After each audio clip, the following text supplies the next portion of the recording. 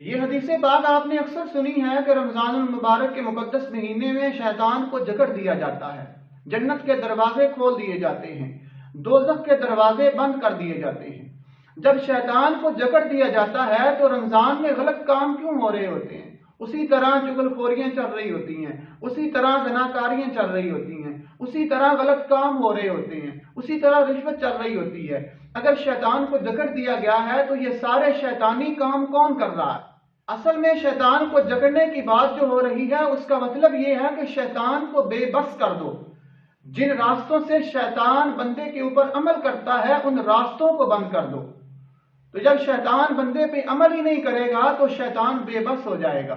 حضور اکرم صلی اللہ علیہ وسلم نے فرمایا کہ شیطان دو راستوں سے زیادہ عمل کرتا ہے، ایک منہ کے ذریعے اور ایک شرمگاہ کے ذریعے، اور آپ کا یہ بھی فرمان ہے کہ ان دونوں راستوں کی ضمانت مجھے دے دو، میں تمہیں جنت کی ضمانت دیتا ہوں۔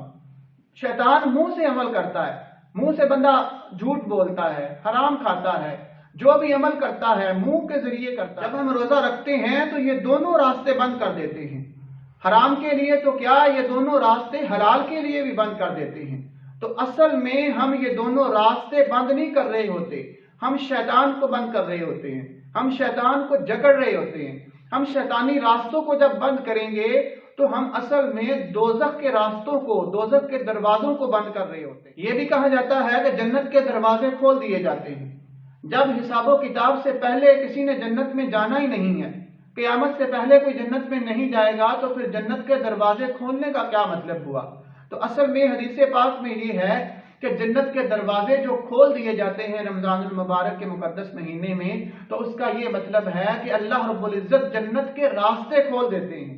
جیسا کہ سحری کھانا ہے، افطاری کرنا ہے، کسی کی افطاری کروانا ہے، اعتکاف کرنا ہے، لیلۃ القدر ہے، قرآن مجید کی تلاوت کرنا ہے، رات کو قیام کرنا ہے، یہ ساری چیزیں کیا ہیں؟ یہ جنت کے راستے ہیں۔